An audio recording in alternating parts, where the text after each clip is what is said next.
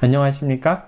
이번 시간에는 사람들이 선동에 쉽게 빠지는 이유에 대해서 설명드리겠습니다. 살아가면서 우리는 특별한 경험을 할 때가 많죠. 어떤 현상을 보면서 사람들은 왜 저렇게 말도 안 되는 거짓말에 쉽게 속을까? 그리고 왜 선동될까? 합리성은 존재하는 것인가? 왜 저런 것에 속지? 의아할 때가 많이 있습니다. 그리고 지나간 역사 속에서 사람들의 잔인성, 그리고 비합리성, 왜 저런 일이 벌어졌을까? 상당히 의아하고 의문스러울 때가 많았죠. 거기에 대한 해답을 오늘 드리겠습니다. 첫 번째 설명으로 진화심리학으로 설명을 드려보겠습니다. 과거 원시 시대도 그렇고요. 또 그 이후에 과학이 좀 발달되지 않은 시대도 그렇고요. 천둥번개가 치면은 사람들은 어떻게 대응합니까? 합리적 사고를 합니까? 아니면은 감성적 대응을 합니까? 선동번개가 치면 굉장히 놀라겠죠. 그러면서 한 사람은 그렇다. 저게 구름과 구름이 부딪히는 것이 아닐까? 우리는 저런 거를 여러 번 경험했지만 실제로 아무 일도 존재하지 않았다. 그러니까 우리 이성적으로 대응하자. 조금 더 깊게 생각해보자. 원인이 뭘까? 그리고 그 결과들은 어떻게 나타냈을까? 그거에 따라서 행동을 해도 늦지 않다. 이게 첫 번째 방식입니다. 두 번째 방식은 일단 도망가고 동굴로 피해보자. 그리고 그 이후에 대응해보자. 어떤 사람들이 살아남았을까요? 우선적으로 반응했던 사람들, 그러한 사람들이 생존에는 유리했다는 겁니다. 진화심리학은 그렇게 설명하고 있습니다. 사람들이 생존을 하는 데 있어서요, 이성적인 것보다는 감성적인 것, 그리고 주변의 사람들을 믿는 것, 그러니까 처음 보는 사람이 어떤 것에 대해서 강하게 부정적인 이야기를 하면 받아들이지 않습니다. 그렇지만 나와 친했던 사람들, 내 친지나 내 혈연이나 내 주변에 있는 사람들, 평상시 믿었던 사람들이 하는 얘기는 그 사람 말은 그대로 믿어버리는 겁니다. 그러니까 사람이 생존하는데 또 살아나가는데 이성보다는 감성적 그리고 즉흥적인 대응을 하는 것이 생존에 유리했고 그러한 종들이 살아남았다. 물론 현대에 있어서는 이제 다른 거죠. 그렇게 설명을 하는 것은 진화심리학 입장입니다. 두 번째는요, 사회심리학으로 설명을 드려보겠습니다. 여러분들은 사고가 태도를 결정한다고 생각을 하십니까? 아니면 태도가 사고를 결정한다고 생각을 하십니까? 어떤 것이 선이고 어떤 것이 후인지 그거에 대한 설명입니다. 많은 사람들은 사고가 태도를 결정한다 생각하지만 실제로는 태도가 사고를 결정합니다. 이런 예를 들어보겠습니다. 예를 들어서 대통령 선거나 아니면 교육감 선거, 어떤 선거도 좋습니다. 전혀 그 후보에 대해서 알지 못합니다. 그런데 그냥 단지 보기에 인물이 좋다. 아니면 이미지가 좋다. 아니면 진영 논리에 갇혀서 저 사람은 어느 편이냐. 이런 걸로 결정을 하는 겁니다. 그리고 나서 그게 먼저 태도로 결정을 하는 거죠. 전혀 알지 못하는 상태에서. 그러고 나면 그 사람을 보면 그 다음에 TV 토론회든 그 사람의 양력이든 뭘 보면은 그 사람이 긍정적인 것만 보이는 겁니다. 자기가 긍정적으로 먼저 태도를 결정하고 나면 또 부정적으로 결정하거나 그 사람 나쁜 것만 보이는 겁니다. 많은 부분 그렇죠. 사회심리학 실험에서 많은 부분 그런 것 증명이 되고 있습니다. 지지난 대선 때요, 박근혜 후보와 문재인 후보에 대한 어떤 사람이 더 복지 정책에 의해서 진보적인가, 이런 것을 하나는 이름을 가려놓고 하고요, 하나는 이름을 가려놓지 않고 했습니다. 이름을 가리지 않고 했을 때는 문재인 후보가 더 진보적이라고 나왔습니다. 우리나라에서 최고의 대학생들을 대상으로 한 연구입니다. 그리고 그 다음에는 그러니까 이름을 다 가려놓고, 후보의 이름을 가려놓고 이렇게 섞은 다음에요, 같은 사람들한테 또 나눠주면서 다시 한 번만 해달라. 그랬을 때 이번에는 박근혜 후보가 훨씬 더 진보적인 걸로 결과가 나왔습니다. 그러니까 이름을 보여줌으로 인해서 먼저 태도를 결정해 버리는 거죠. 또 다른 예도 들어보겠습니다. 사회심리학에서 나온 이야기인데요, 오래전 이야기입니다. 여러분들 쿠바의 독재자 아시죠?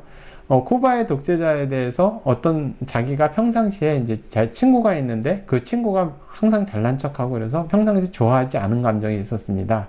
그래서 파티를 갔는데 그 친구가 여지없이 또 나왔어요. 그래서 좀 술도 먹고 그래서 약간 취한 가운데 그 친구가 쿠바의 독재자가 정말 나쁜 사람이다.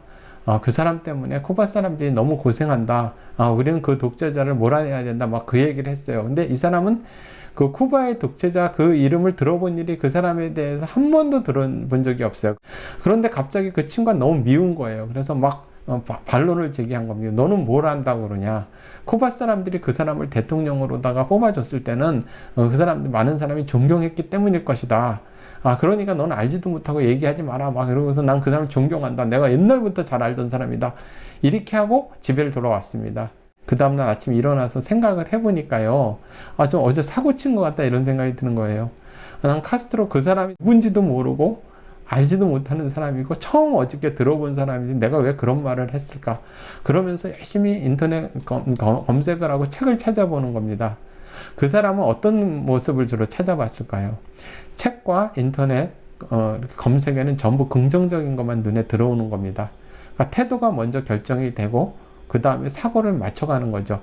사람들이 상당히 합리적인 동물일 것 같지만 실제로 그렇지 않은 모습이 상당히 많습니다. 여기까지는 좀 애교죠. 세 번째 같은 경우는 여러분들 저 화면에 나오는 파울로 프레일이 뱅킹 에듀케이션도 있고 제일 유명한 책이 페다고지 오브 더 오프레스드죠. 그러니까 뭐 실천 교육학이라고 얘기할 수 있습니다. 브라질 학자죠. 브라질 교육학자 또 브라질 사회학자인데 이 사람이 얘기하는 게 프락시스의 개념, 뭐 어려운 얘기는 다 빼고요. 이 사람 이야기는 뭐냐면 아는 만큼 싸우고 싸운 만큼 알아진다는 겁니다. 그러니까 실천을 해야 된다는 거죠. 남미에 있어서 상당히 모순된 상황을 극복하기 위한 실천이 굉장히 중요하다. 이렇게 얘기하는 겁니다. 그런 거를 의식화라고 이야기를 합니다. 우리나라 좌파 운동권 세력들이 상당히 많이 하는 이야기죠. 의식화. 그런데 실제로 좌파 운동권에서는 의식화를 하지 않습니다.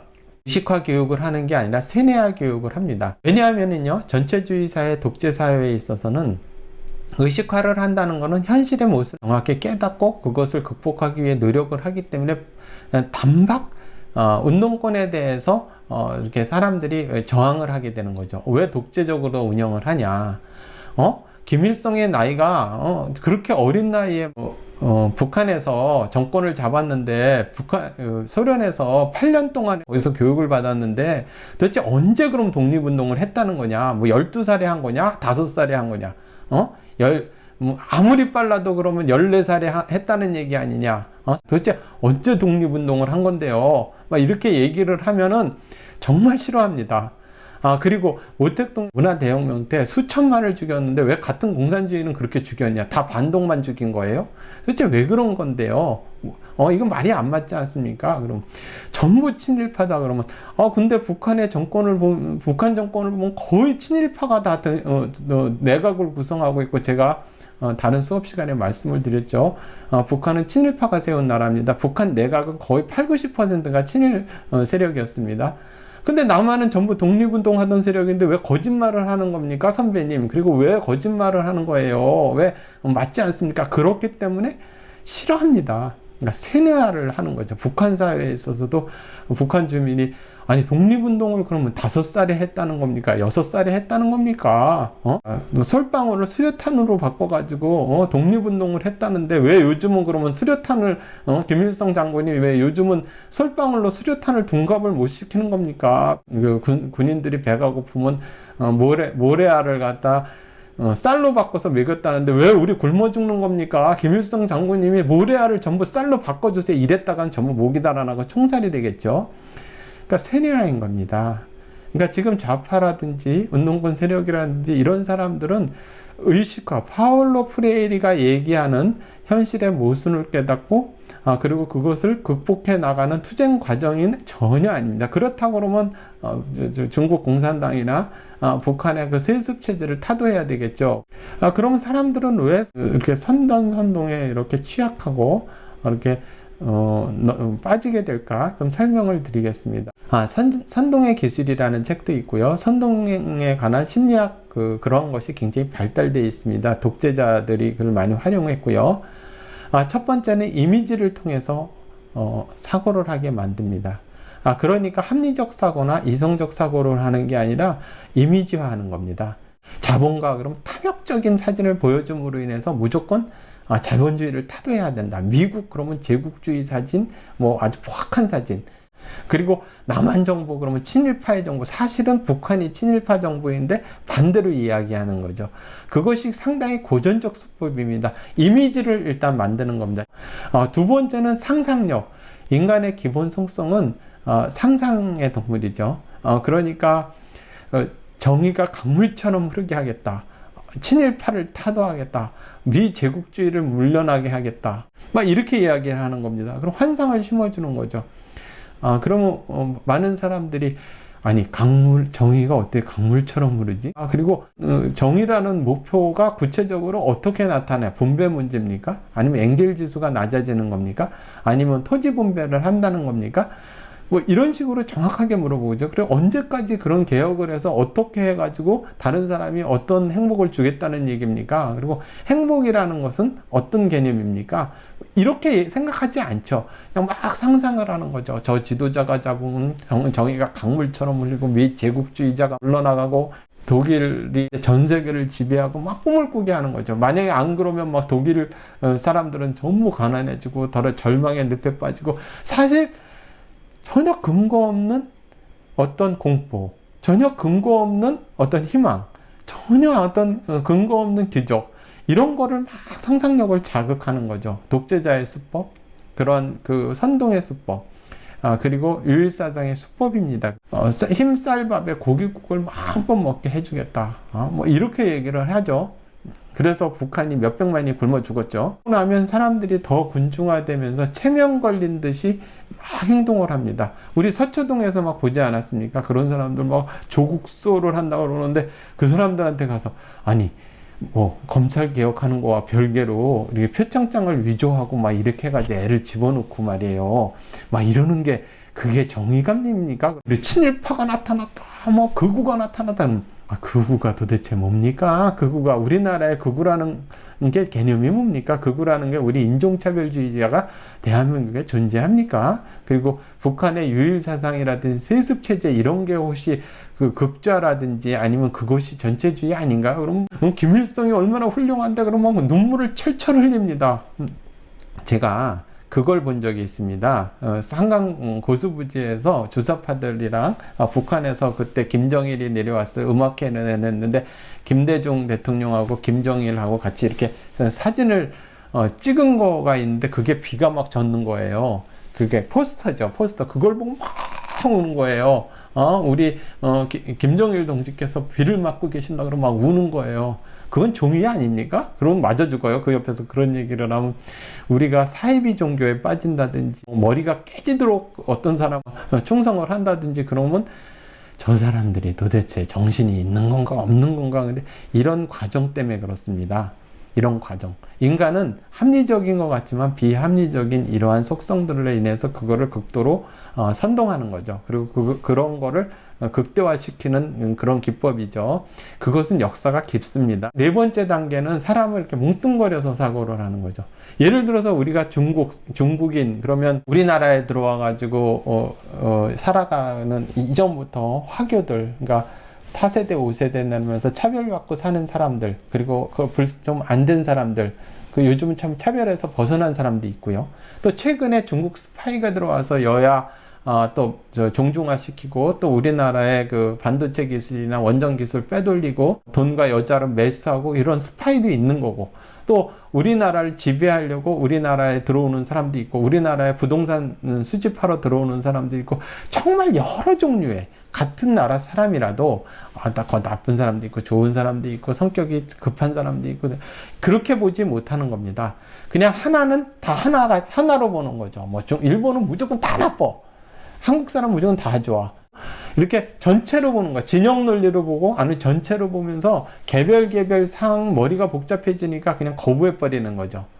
그러면서 그냥 머리를 단순화 시켜 버리려고 그러는 거죠. 그러니까 머리에 자꾸 인지 부조화가 일어나지 않습니까? 자기가 그렇게 지지했던 사람이 돈을 떼어먹고 정관계 로비를 하고 뭐 나쁜 짓을 막 했다 이러면은 그게 받아들이기 싫은 거예요. 그러니까 와, 저 친일파가 막 거짓말을 한다 막 이러면서 실제로 누가 친일파인지 누가 친일파가 아닌지 이런 것조차도 개념도 없고요. 그러면서 믿고 싶은 것만 이제 믿는 거죠. 그런 부분에선 확증 평양이라는 이야기도 여러분들 들어보셨죠? 그러니까 이렇게 뭉뚱그려서 사고를 하는 그런 것이 이제 선동의 기술입니다. 그리고 그것은 도덕성이나 합리적 자기 이해관계 또 뭐 이성적 판단 이런 거는 거리가 멀습니다. 그 단계가 지나가고 나면은 무조건 지지, 그 다음에 머리가 깨져도 지지, 아니고 그냥 충성. 그건 꼭 주사파만 그런 것이 아니라 좌파만 그런 것이 아니라 사이비 종교에 빠진 사람들, 나치에 있는 사람들, 사람들은 이제 그런 판단을 하는 거죠. 그렇기 때문에 역대 독재자들이라든지 그러한 또 유일사상을 갖다가 고취시키는 사람들, 사이비 종교의 교주들은 항상 말을 확실하게 합니다. 제가 여기 4가지 확언, 반복, 감염, 위험 이렇게 말씀을 드렸죠. 그러니까 뭐를까 단정적으로 이야기합니다. 그러니까 전문가들은 이럴 수도 있고 저럴 수도 있고 이런 경우는 케이스 바이 케이스입니다. 이렇게 보통 그렇게 얘기를 해요. 근데 그렇지 않습니다. 절대적으로 이렇게 무조건 친일파를 몰아내라 뭘 어쩌라 하면서 확실하게 얘기를 합니다. 그리고 그거를 끊임없이 반복을 해요. 세뇌화의 반복이거든요. 거짓말도 100번, 200번 하면 나중에 그냥 자연스럽게 받아들이거든요. 그게 주변에 전파가 됩니다. 정 무서운 일입니다. 그리고 군중심리로 그것이 이성적 판단을 하지 못하고 따라가요. 그러면서 인간계가 아니라 그 사람은 신의 경지나 그 위로 올라가 버리는 거죠. 그 위험을 갖추면서. 그러면서 사람들은 그거에 대해서 내재화돼 버립니다. 사람들이 왜 이렇게 쉽게 선동되는지 아시겠죠? 인간이 이성적일까? 인간은 합리적인 판단을 할까? 아니면 비이성적이고 선동에 약한 그렇건 나약한 존재들일까? 둘 다 맞습니다. 인간은 양면을 다 가지고 있습니다. 어느 거를 발전시켜야 되느냐? 이성적 판단 그리고 합리적 사고를 하는 데는 고통이 수반되고 인내가 필요하고 공부가 필요합니다. 학습이 필요하고 연구가 필요하고. 이제 교육 부분에 있어서 상당히 이렇게 중요하게 이 부분을 이성적 판단을 하게끔 이렇게 해야 되고요. 또 오랫동안 사람들이 합리적 사고를 하기 위한 훈련을 시켜야 합니다. 학교가 선전선동하는 대로 자꾸 변화돼서 좀 안타까운데요. 그리고 언론이 중심을 잡아야 합니다. 독재자들이나 전체주의 사회에서 언론부터 장악하는 이유가 세뇌화 때문에 그렇습니다. 세 번째는 이제 지성의 문제인데요. 많은 사람들이 이렇게 지성, 그러니까 특히 지식인들이 여러분들 그 이야기 아시죠? 도끼 자료를 제공하지 않은 도끼는 숲을 베지 못합니다. 항상 독재자 밑에는 이데올로고, 그러니까 그 독재를 합리화하고 전체주의 사회를 합리화하고 주체 사상을 지어다 바치는 세력들이 있었기 때문에 그러한 일들이 가능한 겁니다. 그러니까 지식인들이 정말로 이 사회에서 왜 살아야 되는지 그러한 소명의식을 가져야 되겠죠. 마지막으로는 전체적으로 정치 구조와 정치인의 질을 올리는 겁니다. 우리나라는 정치인의 퀄리티가 가장 낮죠. 행정고시 되기도 어렵고 대기업 들어가기도 어렵고 교사 되기도 어려운데 정치인은 누구나 될 수 있고 누구나 대통령이 될 수 있고 누구나 국회의원이 될 수 있고 잡범이 그러니까 뭐 사기, 사기 전과, 뇌물, 별놈의 사람들이 다 들어가 있죠. 거의 다 잡범들만 있죠. 우리나라는. 그러는 나라가 전 세계에 있는지 아십니까? 존재하지 않습니다. 그러니까 그 정책, 구체화된 정책, 실질적인 정책으로 합리적 사고를 하고 그러한 경쟁 속에서 그 정당끼리 경쟁을 해서 그러한 속에서 국회의원 후보도 나타나고 대선 후보도 나타나서 A 정당이든 B 정당이든 C 정당이든 거기에서 자체 경쟁을 통과하는 사람은 정말 자질이 우수하고 정책 능력이 있고 정책 어떤 개발 능력이 있거나 아니면 그러한 부분은 이해관계를 조절하는 능력이 있고 합리적 사고가 가능하다. 이런 정당이 있으면 이런 걱정을 하지 않겠죠. 우리나라는 그래서 정반대죠. 가장 퀄리티가 낮은 사람들이 대한민국의 경제대국 시비를 이끄는, 이래서 이런 문제가 해결되지 않는 겁니다. 여러분들 오늘 이렇게 단편적으로 설명을 드렸는데 잘 드렸는지 모르겠습니다. 다음번에 하나하나 좀 자세하게 대학 강의하듯 하는 것이 어떻게 보면 더 나은 것 같긴 한데, 이 유튜브의 특성상 그냥 앞부분만 보고 나가거든요, 대부분. 그래서 짧게 설명을 드리다 보니까 충분히 설명을 드렸는지 모르겠습니다. 그러면 오늘 이상 여기까지 마치겠습니다. 감사합니다.